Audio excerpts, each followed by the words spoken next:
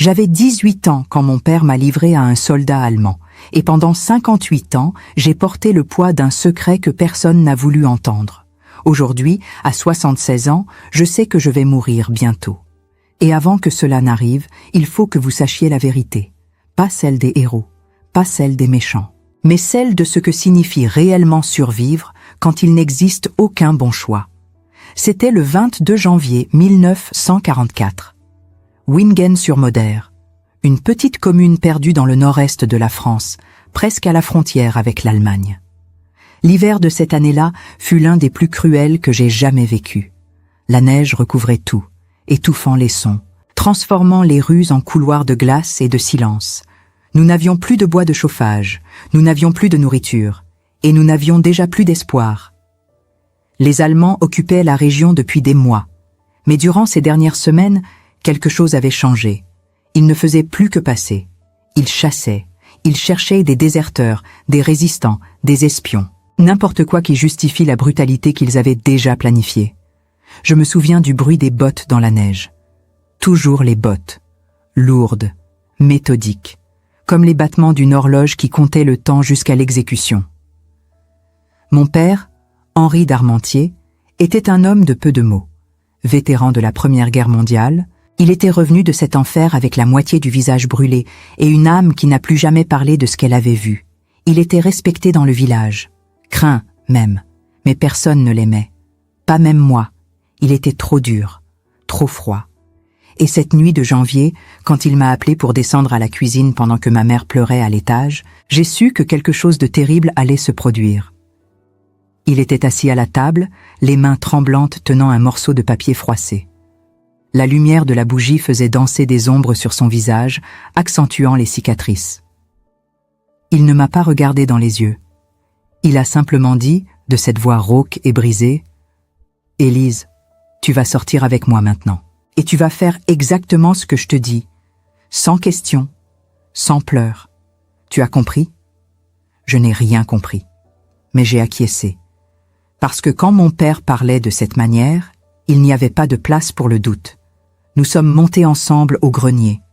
Il a pris une vieille valise en cuir, y a mis une robe propre, une paire de chaussettes en laine, un morceau de pain dur et une photo de moi avec ma grand-mère. Puis il m'a tout remis et a dit « Mets le manteau le plus épais que tu aies, et n'emporte rien de valeur, rien qui attire l'attention. » Je tremblais, pas à cause du froid, mais à cause de la peur qui montait dans ma gorge comme de la bile. Le silence de la maison était oppressant. J'entendais ma mère sangloter doucement dans la chambre, un bruit étouffé, désespéré. Mon petit frère dormait dans son lit, inconscient de ce qui se tramait. Je voulais monter l'embrasser une dernière fois, mais mon père m'a retenu d'un regard. Pas de sentimentalisme, pas d'adieu. Juste l'obéissance aveugle à un plan que je ne comprenais pas encore. Si vous écoutez cette histoire maintenant, de n'importe quel endroit du monde, sachez qu'elle a failli ne jamais être racontée. Pendant des décennies, elle est restée enterrée, comme tant d'autres vérités de la guerre. Laissez un commentaire pour nous dire d'où vous nous regardez. Parce que des histoires comme celle-ci doivent être rappelées. Et parce que, peut-être, quelqu'un dans votre famille a aussi gardé des silences comme celui-ci. Nous sommes sortis de la maison à 11h du soir. Le village était mort. Seuls les postes allemands avaient de la lumière.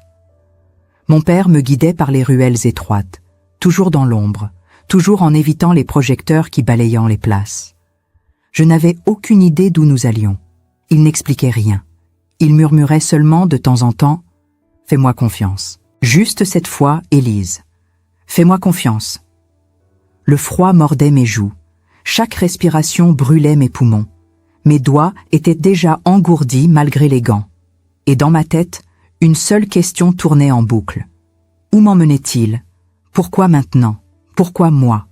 Nous sommes arrivés à un entrepôt abandonné près de l'ancienne scierie. Il y avait 2 camions allemands garés dehors, moteurs allumés, crachant de la fumée blanche dans l'air glacial. Des soldats discutaient à voix basse, fumant des cigarettes, frappant leurs pieds au sol pour chasser le froid. Mon père s'est arrêté à une dizaine de mètres. Il a serré mon bras avec force. Et il a dit quelque chose qui ne m'a jamais quitté. « Élise, Ce que je vais faire maintenant va ressembler à la pire trahison de ta vie. Mais c'est la seule chance que tu aies de sortir d'ici vivante. Et je préfère que tu me détestes vivante plutôt que tu m'aimes morte. » Avant que je puisse répondre, il m'a poussé vers les soldats. J'ai trébuché dans la neige. Je suis tombé à genoux. Et quand j'ai levé la tête, j'ai vu mon père crier en allemand. Il parlait allemand, quelque chose que je n'avais jamais su, pointant vers moi, gesticulant, négociant. Les soldats ont ri. L'un d'eux s'est approché, a soulevé mon menton avec sa main gantée, a examiné mon visage comme on examine du bétail. Et il a fait signe aux autres. Mon père a reçu une enveloppe. Il n'a même pas regardé à l'intérieur. Il a simplement tourné le dos et commencé à marcher vers l'obscurité. J'ai crié après lui. J'ai crié jusqu'à ce que ma voix se brise, mais il ne s'est pas retourné. Jamais il ne s'est retourné. J'ai été jetée à l'arrière de l'un des camions.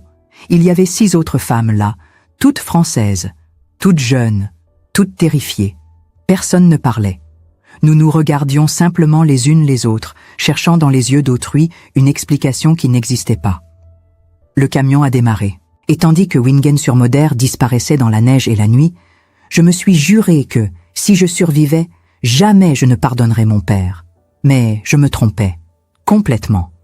Ce qu'Élise ne savait pas à ce moment-là, c'est que son père ne l'avait pas vendu. Il l'avait infiltré. Et le soldat à qui elle avait été livrée n'était pas juste un autre occupant. C'était un homme qui portait ses propres secrets, des secrets qui allaient sauver sa vie et détruire la sienne. Continuez à regarder, parce que ce qui s'est passé après cette nuit défie tout ce que vous pensez savoir sur la guerre, la trahison et le sacrifice. Nous avons roulé pendant près de 2 heures dans l'obscurité totale. Le camion tanguait violemment sur les routes gelées, et chaque secousse nous projetait les unes contre les autres. Personne ne pleurait. Nous étions au-delà des larmes. Il y avait juste ce silence épais, étouffant, ponctué par le grondement du moteur et les ordres gutturaux des soldats à l'avant. Quand le camion s'est finalement arrêté, nous étions quelque part en pleine forêt. Pas de village, pas de lumière. Juste des arbres noirs et une bâtisse en pierre qui ressemblait à une ancienne ferme fortifiée. Des projecteurs illuminaient la cour. Des barbelés entouraient le périmètre. Et partout, des soldats. Pas beaucoup. Une quinzaine peut-être. Mais suffisamment pour qu'aucune de nous ne pense à s'enfuir. On nous a fait descendre. Une à une. Les soldats vérifièrent des listes, criaient des noms, nous poussaient vers l'entrée. J'ai entendu mon nom. Élise d'Armentier. Prononcé avec cet accent allemand dur, cassant. Un officier m'a regardé, a noté quelque chose sur un registre, puis m'a fait signe d'avancer. À l'intérieur, il faisait à peine plus chaud. Les murs étaient humides, couverts de moisissures. Des ampoules nues pendaient du plafond, diffusant une lumière jaunâtre et maladive. On nous a conduites dans une grande salle qui avait dû être une étable autrefois. Des lits de camp étaient alignés contre les murs, des dizaines, et sur chacun, une femme, jeune, vieille, maigre, malade, toute française, toute prisonnière. Personne ne nous a expliqué pourquoi nous étions là. Personne ne nous a dit ce qu'on attendait de nous. On nous a juste donné une couverture trouée et un numéro. Le mien était 27. 27. Comme si j'avais cessé d'être Élise. Comme si mon nom n'avait plus d'importance. Les jours suivants se sont transformés en un brouillard de froid, de faim et d'humiliation. Chaque matin, à 6 heures, un soldat entrait en frappant une barre de métal contre les lits. Levé. Appel, contrôle. Les femmes qui ne se levaient pas assez vite étaient frappées. Pas violemment, juste assez pour leur rappeler qu'elles n'étaient rien. On nous faisait travailler dans une buanderie improvisée au sous-sol, laver des uniformes, raccommoder des vêtements déchirés, trier des sacs entiers de linge souillés par la boue, le sang, la sueur. L'odeur était insupportable. Et le froid du sous-sol nous pénétrait jusqu'aux os. Mais nous travaillions. Parce que celles qui refusaient disparaissaient. C'est là, dans cette buanderie sombre et glaciale, que j'ai rencontré Marguerite. Elle avait 32 ans, venait de Strasbourg et avait été amenée ici 3 semaines avant moi. Elle parlait peu, mais ses yeux disaient tout.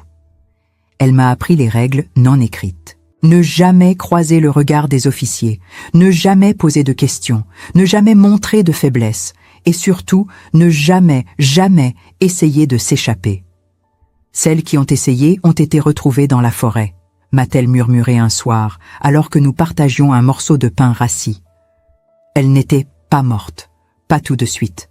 Les soldats les ont laissées mourir de froid, pour que les autres les entendent crier. Je n'ai jamais su si c'était vrai, mais je n'ai jamais voulu vérifier. Et puis, il y avait Johann Keller, le médecin militaire, celui pour qui mon père m'avait vendu. Je ne l'ai rencontré que 10 jours après mon arrivée. Il est venu un matin, accompagné de 2 infirmiers, pour examiner toutes les nouvelles prisonnières. Nous devions nous déshabiller, nous tenir debout, pendant qu'il vérifiait notre état de santé. Beaucoup de femmes pleuraient. Mais lui ne regardait pas nos corps, il regardait nos visages. Quand il est arrivé devant moi, il a marqué une pause. Ses yeux, d'un bleu presque transparent, se sont posés sur les miens. Et il a dit, en français, avec un accent étrange mais compréhensible, « Vous êtes la fille de Henri d'Armentier. » Ce n'était pas une question, c'était une constatation. J'ai hoché la tête. Il a noté quelque chose dans son carnet. Puis il a ajouté, si bas que personne d'autre ne pouvait l'entendre. « Votre père est un homme intelligent. Faites tout ce qu'on vous dit et restez en vie. C'est tout ce qui compte. » Il est parti et je suis restée là, tremblante, essayant de comprendre ce qu'il venait de dire. « Votre père est un homme intelligent. » Qu'est-ce que cela voulait dire? Pourquoi ce soldat allemand connaissait-il mon père? Et pourquoi semblait-il protecteur? Les semaines ont passé. L'hiver s'enfonçait dans nos chairs comme des lames de glace. Plusieurs femmes sont mortes de pneumonie. D'autres ont simplement cessé de manger, de parler, de bouger. Elles se sont éteintes dans leur sommeil, et le matin, on retirait leur corps sans cérémonie. Mais moi, j'ai survécu, parce que Johann Keller me regardait. Pas comme les autres soldats, pas avec désir, pas avec mépris, mais avec quelque chose qui ressemblait à de la vigilance, comme s'il avait reçu l'ordre de me garder en vie. Et c'est là que j'ai commencé à comprendre. Mon père ne m'avait pas vendu, il m'avait placé, sous la protection d'un homme qui, pour une raison que j'ignorais encore, ne voulait pas que je meure. Mais pourquoi? Et à quel prix? C'est Marguerite qui m'a tout expliqué. Un soir, alors que nous étions seuls dans la buanderie, elle m'a attiré dans un coin sombre et m'a parlé à voix basse, les yeux constamment tournés vers la porte. Ses mains tremblaient légèrement, non pas de froid, mais de cette peur permanente qui habitait chacune d'entre nous, une peur qui ne dormait jamais. Le docteur Keller n'est pas comme les autres, a-t-elle commencé, en vérifiant une nouvelle fois que nous étions seuls. Il a sauvé des femmes, pas beaucoup, mais quelques-unes. Il les fait passer pour malades contagieuses et les transfère dans un autre camp, près de la frontière suisse. Un camp où les conditions sont meilleures, où il y a de vraies chances de survie. Je l'ai regardé, incrédule. Les mots ne semblaient pas réels. Dans cet endroit où la mort était la seule certitude, l'idée qu'un soldat allemand puisse sauver des vies volontairement paraissait impossible. Pourquoi ferait-il ça? Elle a haussé les épaules, son regard se perdant dans le vide. Je ne sais pas. Peut-être qu'il a une conscience, peut-être qu'il essaie de racheter quelque chose, ou peut-être qu'il joue un jeu encore plus dangereux que nous ne l'imaginons. Mais ce que je sais, c'est qu'il t'observe, et que ton père le savait. Mon père le savait. Ces mots ont résonné en moi comme un coup de tonnerre. Mon père avait donc organisé tout cela. Il avait trouvé Keller. Il avait négocié, pas pour me vendre, mais pour me sauver. Et en échange, il avait accepté de porter le poids de la honte, d'être vu comme un traître, d'être haï par tout le village, d'être maudit par les siens. Les larmes me sont montées aux yeux, pas de tristesse, mais de rage, une rage brûlante qui me consumait de l'intérieur. Pourquoi ne m'avait-il rien dit? Pourquoi m'avait-il laissé le haïr? Pourquoi avait-il choisi de mourir dans le déshonneur plutôt que de m'expliquer la vérité? Mais je connaissais déjà la réponse. Parce que si j'avais su, j'aurais refusé, j'aurais tout gâché, j'aurais crié, protesté, supplié de rester. Et nous serions tous morts. Lui, moi, ma mère, mon petit frère, peut-être même tout le village. Marguerite a posé sa main sur la mienne. Ne le juge pas trop vite, Élise. Ton père a fait ce que peu d'hommes auraient le courage de faire.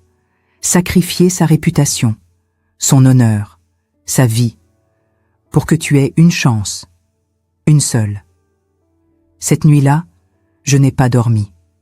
Je suis restée allongée sur mon lit de camp, fixant le plafond humide, revivant encore et encore cette nuit de janvier. Le silence de mon père, ses mains tremblantes, ses derniers mots. Et maintenant, enfin, je comprenais. Il ne m'avait pas trahi. Il m'avait aimé de la seule manière qu'il pouvait encore le faire, en me donnant une chance de vivre, même si cela signifiait perdre tout ce qu'il était. Les jours suivants, j'ai observé Keller différemment. J'ai remarqué les petites choses. La manière dont il détournait les autres officiers de certaines femmes. La façon dont il falsifiait des rapports médicaux, ajoutant des symptômes inexistants, inventant des diagnostics alarmants. Les médicaments qu'il distribuait en cachette, dissimulés dans des chiffons, glissés dans des poches. Et surtout, les noms qu'il murmurait parfois, tard le soir, quand il pensait que personne ne l'écoutait. Des noms de femmes, des noms de mortes, comme une prière, comme un chapelet de remords. Il portait le poids de celles qu'il n'avait pas pu sauver. Chaque visage qu'il croisait lui rappelait ceux qu'il avait dû abandonner. Et je voyais dans ses yeux cette même douleur que j'avais vue dans ceux de mon père. La douleur de l'impossible choix. Un soir, il m'a convoqué dans son bureau. Une petite pièce encombrée de dossiers jaunis, de bouteilles de désinfectant et d'instruments médicaux rouillés. Une odeur âcre d'alcool et de sang séché imprégnait l'air. Il m'a fait asseoir sur une chaise bancale. Il ne m'a pas touché. Il m'a juste regardé, longuement, comme s'il cherchait quelque chose dans mes yeux. Peut-être la même chose que mon père avait vu, l'espoir, la volonté de vivre. Puis il a dit, d'une voix basse et grave, « Votre père m'a contacté il y a 2 mois, par l'intermédiaire d'un résistant que je connaissais avant la guerre, un homme de Strasbourg, un pharmacien. Il m'a supplié de vous protéger. Il savait que ce poste allait recevoir de nouvelles prisonnières. Il savait aussi que je pouvais vous faire sortir, mais pas immédiatement, pas sans éveiller les soupçons. » Il a marqué une pause, ses doigts tapotant nerveusement le bord de la table.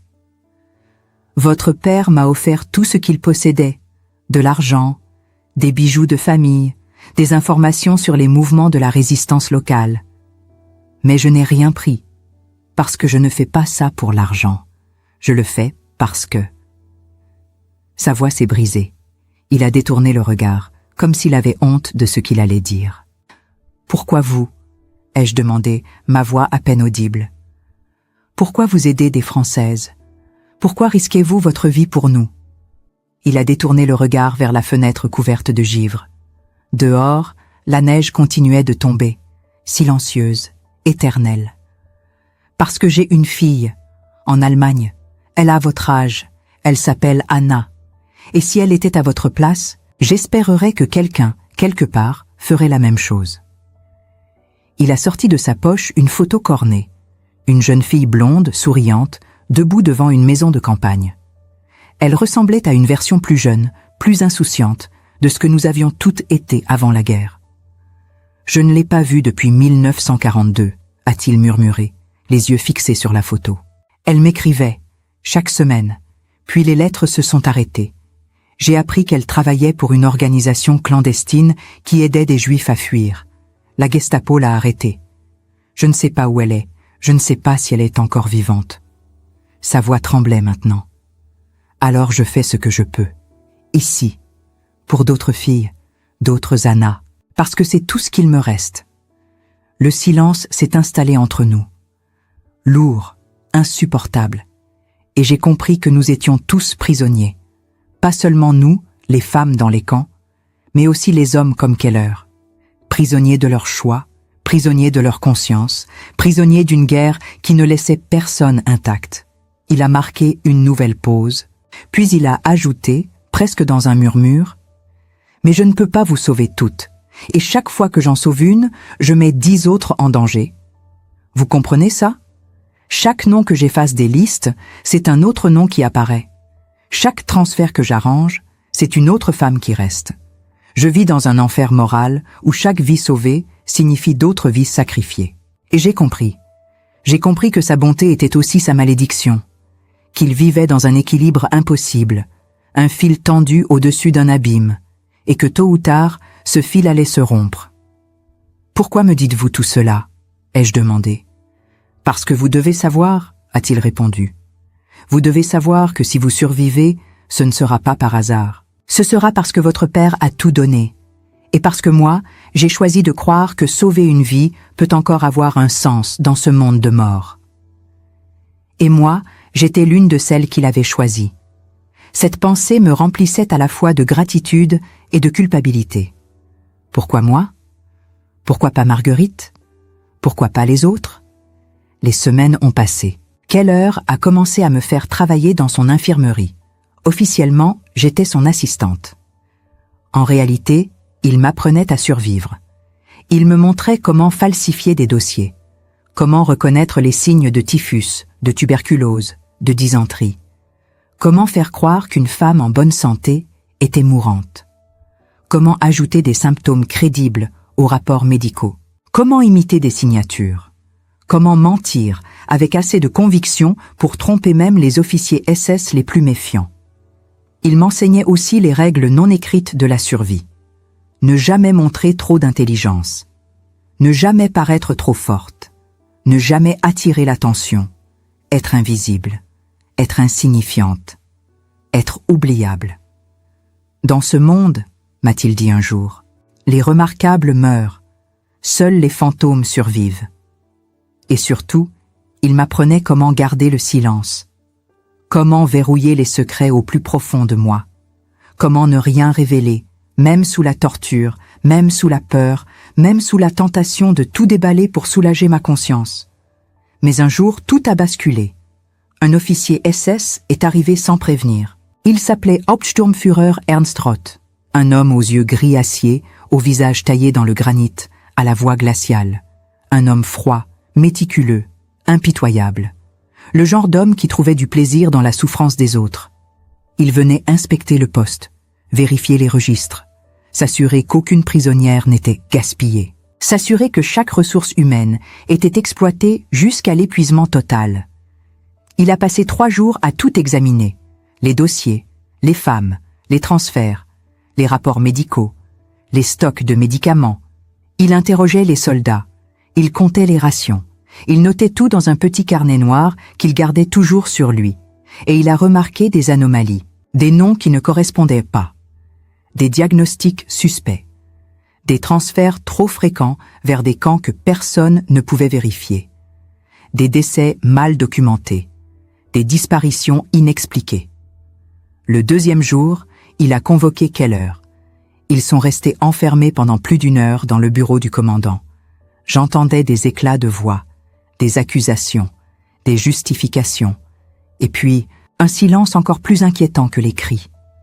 Quand Keller est sorti, son visage était livide, ses mains tremblaient, et dans ses yeux, j'ai vu quelque chose que je n'avais jamais vu auparavant. La peur, la vraie peur, celle qui précède la faim. Il ne m'a rien dit ce jour-là, ni le suivant, mais je savais. Nous savions toutes, quelque chose de terrible se préparait. Le 3e soir, Keller a été convoqué une nouvelle fois. Je l'ai vu partir, le visage fermé, les mains tremblantes, et je savais qu'il ne reviendrait peut-être pas. Mais il est revenu. 2 heures plus tard. Le visage encore plus pâle, les mains encore plus tremblantes. Il marchait comme un homme qui vient de recevoir sa sentence de mort. Et quand il est passé devant moi dans le couloir, il m'a glissé un bout de papier froissé dans la main. Plus tard, dans l'obscurité de la buanderie, j'ai lu le message, écrit en français, d'une écriture précipitée, presque illisible. « Prépare-toi, tu pars demain, avec 5 autres, vers le camp de transit de Schirmeck. C'est ma dernière chance de te sortir d'ici. Ne pose pas de questions, ne dis rien à personne. Et quoi qu'il arrive, souviens-toi que ton père t'aimait et que moi, j'ai essayé. » J'ai brûlé le papier dans la petite flamme d'une bougie. Et j'ai regardé les mots disparaître. Ton père t'aimait. J'ai essayé. Cette nuit-là, Marguerite est venue me trouver. Elle savait. Même sans que je lui dise, elle savait. « Tu pars demain », a-t-elle murmuré. Ce n'était pas une question. J'ai hoché la tête. Elle a souri, un sourire triste, résigné. « Alors promets-moi quelque chose. Promets-moi que tu survivras.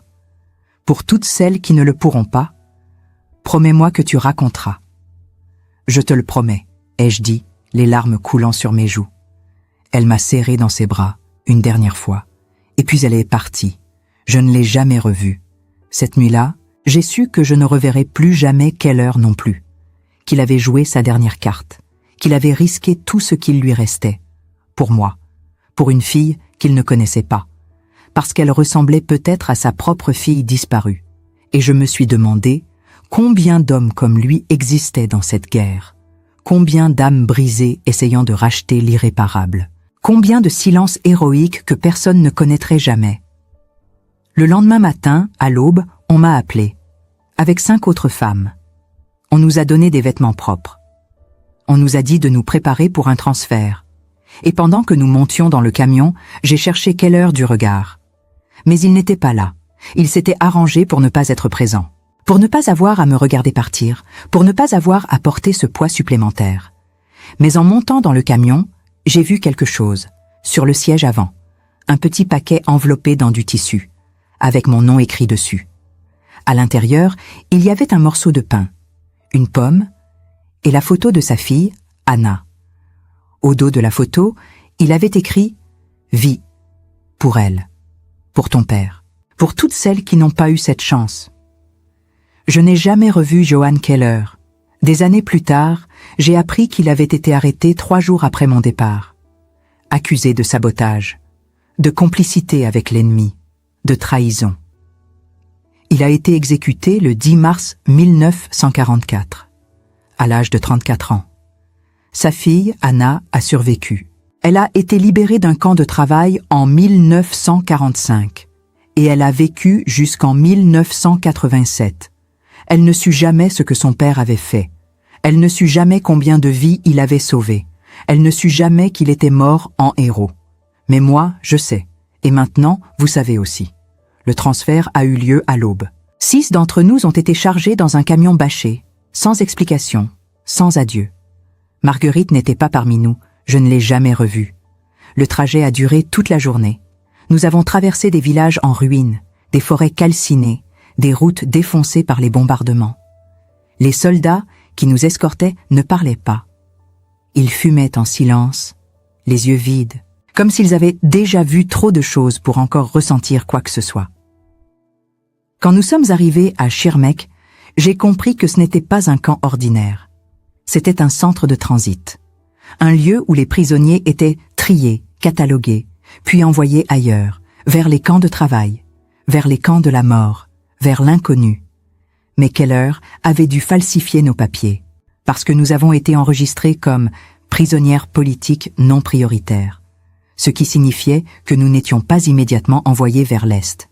Nous restions là, en attente. Et c'est là, dans ce camp de transit glacial et surpeuplé, que j'ai attendu la fin de la guerre. Les mois suivants ont été un cauchemar. La faim, le froid, les maladies, les exécutions aléatoires, les viols, les disparitions. Mais j'ai tenu, parce que je portais en moi la mémoire de mon père, la mémoire de Keller, la mémoire de toutes celles qui n'avaient pas survécu. Et puis, un jour de mai 1945, nous avons entendu les canons. Les Américains approchaient. Les soldats allemands ont commencé à brûler les archives, à évacuer les camps, à effacer les traces. Le 8 mai, les portes se sont ouvertes. Nous étions libres. Mais qu'est-ce que la liberté quand vous avez perdu tout ce que vous étiez? Je suis retourné à Wingen-sur-Moder en juin. Le village était encore debout, mais mon père était mort. Il s'était pendu 3 jours après m'avoir envoyé au poste fantôme. Il avait laissé une lettre, une seule phrase. « Élise, pardonne-moi d'avoir choisi ta vie plutôt que mon honneur. » J'ai pleuré pendant des jours, pas parce qu'il était mort, mais parce qu'il était mort en croyant que je le haïssais. Les villageois ne m'ont jamais regardé de la même manière. Pour eux, j'étais la fille du traître, celle qui avait été vendue aux Allemands. Ils ne savaient pas. Il ne voulait pas savoir. Alors je suis partie. J'ai changé de nom. J'ai refait ma vie ailleurs. Loin de Wingen. Loin des souvenirs. Mais les souvenirs ne partent jamais vraiment. Pendant 58 ans, j'ai gardé le silence. Pas par choix, mais par nécessité. Les héros de la guerre devaient être simples, clairs, pas ambigus. Les survivants devaient être des victimes pures ou des résistants courageux, pas des gens ordinaires qui avaient fait des choix impossibles. Après la libération, je suis retournée à Wingen-sur-Moder. Je pensais retrouver ma maison, ma mère, mon petit frère. Une vie à reconstruire. Mais j'ai trouvé un village qui ne me reconnaissait plus. Les voisins détournèrent le regard. Les commerçants refusaient de me servir. Les femmes chuchotaient dans mon dos. Les hommes crachaient par terre quand je m'approchais. Pour eux, j'étais la fille du traître. Celle qui avait été vendue aux Allemands. Celle qui était revenue alors que tant d'autres n'étaient jamais revenus. La vérité était trop compliquée, trop inconfortable pour qu'ils veuillent l'entendre. Ma mère ne m'a jamais regardée de la même manière. Elle vivait dans un silence pesant, hantée par la mort de mon père et par ma survie qui lui semblait être une accusation vivante. Mon frère avait 10 ans maintenant. Il me regardait comme on regarde un fantôme, ne posant jamais de questions sur ce qui s'était passé. Un mois après mon retour, j'ai découvert que mon père s'était pendu. 3 jours après m'avoir envoyé au poste fantôme, dans le grenier, à l'endroit même où il avait préparé ma valise cette nuit de janvier. Il avait laissé une lettre, une seule, cachée sous une latte du plancher. Ma mère ne me l'avait jamais donnée. C'est le curé du village qui me l'a remise, des mois plus tard, en secret, avec des mains tremblantes et des yeux remplis de honte.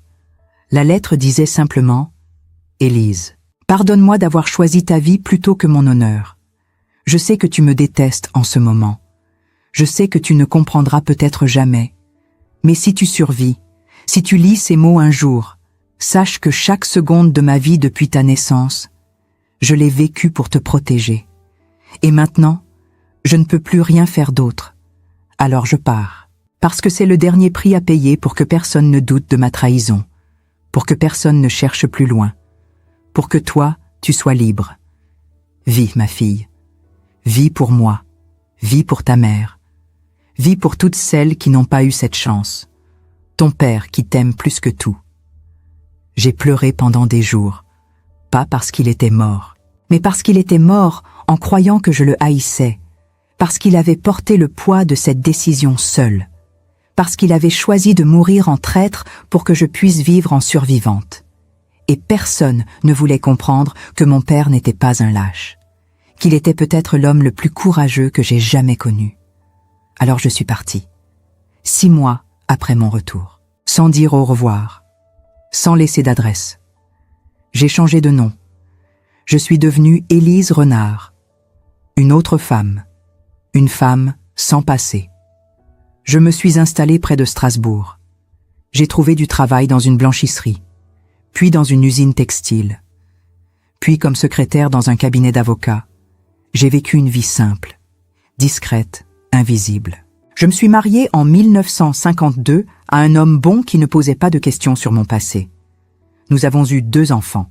Je les ai élevés dans le silence, sans jamais parler de la guerre, de mon père, de quelle heure. Comment expliquer à des enfants que leur grand-père était à la fois un traître et un héros? Que leur mère avait survécu grâce à un soldat allemand. Mon mari est mort en 1989 sans jamais connaître la vérité. Mes enfants ont grandi, fondé leur propre famille. Ils m'appellent parfois à Noël pour mon anniversaire, mais nous sommes devenus des étrangers polis. Et moi, je suis restée seule avec mes souvenirs, mes fantômes, le poids du silence qui ne cessait de grandir. Mais en 2002, quelque chose a changé. Un réalisateur britannique est venu me trouver. Il s'appelait David Harrington. Il faisait des recherches sur les camps oubliés du nord-est de la France, les centres de transit, les postes fantômes qui n'apparaissaient dans aucun document officiel. Il avait retrouvé des archives fragmentaires, des témoignages dispersés, des noms griffonnés dans des carnets de soldats. Et parmi ces noms, il y avait le mien. Il m'a écrit. Une lettre polie, respectueuse, me demandant si j'accepterais de parler pour un documentaire, pour l'histoire. J'ai refusé. Immédiatement. Mais il a insisté. Il m'a envoyé des documents, des preuves que le poste où j'avais été détenue avait réellement existé, que Keller avait réellement existé. Des preuves que mon histoire n'était pas juste un cauchemar. Il m'a écrit pendant des mois. Et lentement, quelque chose en moi a commencé à céder. Puis un jour, j'ai accepté. Parce que je savais que j'allais mourir bientôt et que je ne voulais pas que cette histoire disparaisse avec moi. David est venu chez moi avec une petite équipe. Ils ont installé des lumières dans mon salon, mis un micro sur mon col, et ils m'ont demandé de raconter. Au début, je ne pouvais pas. 58 ans de silence ne se brisent pas facilement. Mais David était patient. Il écoutait simplement. Et lentement, très lentement, j'ai commencé à parler. Pendant 3 jours, j'ai raconté tout. La nuit où mon père m'a emmené. Le poste fantôme, Keller, Marguerite, la survie, la libération, la honte. Le premier jour, j'ai pleuré. Le deuxième jour, la colère est venue. Une colère enfouie pendant des décennies. Le troisième jour, j'ai trouvé une forme de paix. Pas le pardon, pas l'oubli, mais une acceptation tremblante de ce qui avait été. David m'a posé une question ce jour-là, une question qui m'a hantée depuis. Pourquoi votre père n'a-t-il rien dit?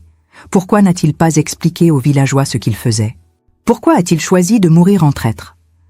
J'ai réfléchi longtemps avant de répondre. Puis j'ai dit, parce que s'il avait parlé, les Allemands l'auraient su. Quelqu'un aurait parlé. Quelqu'un aurait vendu l'information. Et Keller aurait été découvert. Et toutes les femmes qu'il tentait de sauver seraient mortes. Mon père a choisi de mourir en traître pour que je puisse vivre. Et pour que d'autres puissent vivre aussi. C'est ça, le vrai sacrifice. Pas le sacrifice glorieux dont on parle dans les livres, mais le sacrifice silencieux, invisible, celui qui ne sera jamais célébré, celui qui ne sera jamais compris. David a hoché la tête. Ses yeux étaient humides. « Et quelle heure ?» a-t-il demandé. « Pourquoi pensez-vous qu'il a fait ça ?»« Parce qu'il avait perdu sa fille, » ai-je répondu. Et qu'il essayait de la retrouver en sauvant d'autres filles, parce qu'il croyait encore que l'humanité valait quelque chose, même dans cet enfer, surtout dans cet enfer. « Lui pardonnez-vous » a demandé David. « Lui pardonnez-vous de ne pas avoir sauvé toutes les femmes, de vous avoir choisi, vous, plutôt que d'autres ?» J'ai fermé les yeux. J'ai revu le visage de Marguerite. J'ai revu toutes ces femmes que j'avais laissées derrière moi, toutes ces femmes qui n'avaient pas eu ma chance. Je ne sais pas, ai-je murmuré. Je ne sais pas si le pardon a un sens dans ce contexte. Keller a fait ce qu'il pouvait. Dans des circonstances impossibles, il a sauvé celle qu'il pouvait sauver. Et il en est mort. Peut-on demander plus à un homme? David m'a serré dans ses bras avant de partir.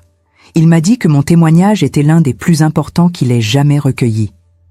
Après ces 3 jours, je me suis sentie étrangement légère. Comme si, en parlant, j'avais libéré non seulement ma propre voix, mais aussi celle de toutes les femmes qui n'avaient jamais pu parler. Je suis morte en 2013, le 11 mars, exactement 69 ans après l'exécution de Johann Keller. Je suis morte discrètement, comme j'avais vécu. Mais avant de partir, j'ai demandé que cette histoire soit racontée. Pas pour me rendre héroïque. Je n'étais qu'une survivante. Pas pour glorifier la guerre. Il n'y a rien de glorieux là-dedans. Mais pour rappeler une vérité simple et terrible, parfois, les actes les plus courageux ressemblent à de la lâcheté. Parfois, les plus grandes trahisons sont des actes d'amour. Et parfois, survivre est le seul acte de résistance possible. Mon père ne m'a pas vendue. Il m'a sauvée. Et il est mort pour que je puisse vivre assez longtemps pour le dire. Johann Keller ne m'a pas utilisée. Il m'a protégée. Et il est mort pour que d'autres aient une chance. Marguerite est morte en sachant que certaines d'entre nous survivraient et raconteraient. L'histoire n'est jamais simple. Les héros ne portent pas toujours des uniformes glorieux. Les traîtres ne sont pas toujours ceux qu'on croit. Dans cette guerre, comme dans toutes les guerres, il y avait des zones grises. Des hommes et des femmes qui faisaient des choix impossibles, qui sacrifiaient tout pour sauver une vie, une seule, parce que c'était tout ce qu'ils pouvaient faire. Alors, ne laissez pas cette histoire mourir avec moi. Racontez-la. Pas pour moi, mais pour toutes celles qui n'ont jamais pu raconter la leur. Pour mon père, Henri d'Armentier, qui est mort en traître pour que je vive. Pour Johann Keller, qui est mort en ennemi pour que des Françaises survivent. Pour Marguerite, et pour toutes les autres femmes sans nom, sans visage, sans histoire. Derrière chaque statistique de guerre, il y a une vie. Un nom. Un visage. Une histoire qui mérite d'être racontée. Je m'appelais Élise d'Armentier. J'avais 18 ans quand mon père m'a livré à un soldat allemand. J'ai survécu. Et aujourd'hui, enfin, j'ai parlé. Ne m'oubliez pas. Cette histoire que vous venez d'entendre n'est pas une fiction. Élise d'Armentier a réellement existé. Son père, Henri, a réellement fait ce choix impossible. Le docteur Johann Keller a réellement sauvé des vies au prix de la sienne.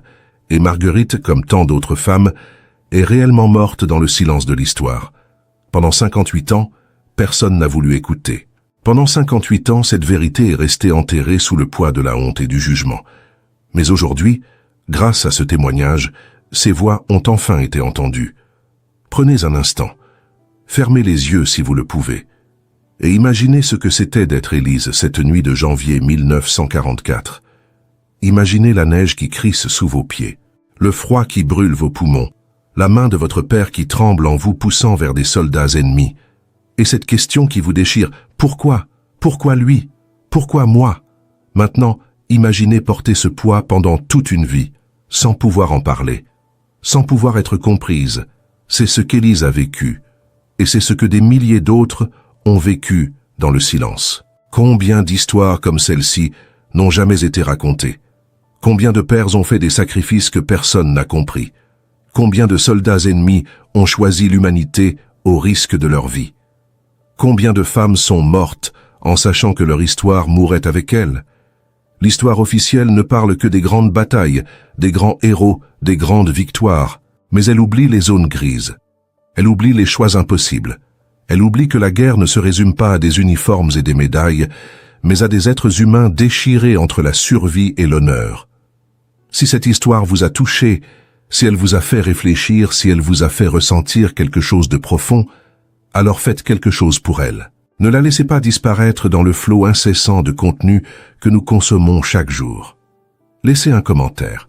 Dites-nous d'où vous nous écoutez. Partagez ce que vous avez ressenti. Peut-être que dans votre propre famille, il y a des histoires comme celle-ci. Des silences qui n'ont jamais été brisés, des sacrifices qui n'ont jamais été compris, des vérités qui attendent d'être racontées. Ce documentaire existe grâce à des gens comme vous, des gens qui croient que certaines histoires méritent d'être préservées, que certaines voix méritent d'être entendues. Si vous souhaitez que nous continuions à raconter ces histoires oubliées, ces témoignages rares, ces vérités inconfortables qui nous rappellent ce que signifie vraiment être humain, alors soutenez cette chaîne. Abonnez-vous. Activez la cloche de notification. Partagez cette vidéo avec quelqu'un qui a besoin de l'entendre. Parce que chaque partage, chaque like, chaque commentaire nous permet de continuer ce travail de mémoire. Élise est morte en 2013. Mais sa voix, elle, ne doit pas mourir. Les sacrifices de son père ne doivent pas être oubliés. Le courage de Johann Keller ne doit pas être effacé de l'histoire. Et les milliers de Marguerites qui sont mortes dans l'anonymat méritent qu'on se souvienne d'elles. Vous êtes maintenant dépositaires de cette histoire. Vous êtes ceux qui peuvent faire en sorte qu'elle continue à vivre, qu'elle continue à enseigner, qu'elle continue à nous rappeler que même dans les moments les plus sombres de l'humanité, il y a toujours eu des gens qui ont choisi la compassion plutôt que la cruauté. Alors je vous pose une question, une seule, la même que David Harrington a posée à Élise en 2002. Si vous étiez à la place d'Henri d'Armentier cette nuit de janvier, qu'auriez-vous fait? Auriez-vous eu le courage de sacrifier votre honneur pour sauver votre enfant? Auriez-vous accepté de mourir en traître pour qu'une vie puisse continuer? Il n'y a pas de bonne réponse. Il n'y a jamais eu de bonne réponse. Mais c'est précisément ce qui rend cette histoire si importante. Elle nous rappelle que la vie n'est pas un livre où les héros sont toujours clairs et les méchants toujours évidents. Elle nous rappelle que parfois, l'amour le plus profond ressemble à de la trahison, et que parfois, le courage le plus grand se cache dans le silence. Merci d'avoir écouté jusqu'au bout. Merci d'avoir donné à Élise, à Henri, à Joanne et à Marguerite quelques minutes de votre vie. Ces quelques minutes, c'est tout ce qu'ils demandaient. Être entendus, être compris, être rappelés.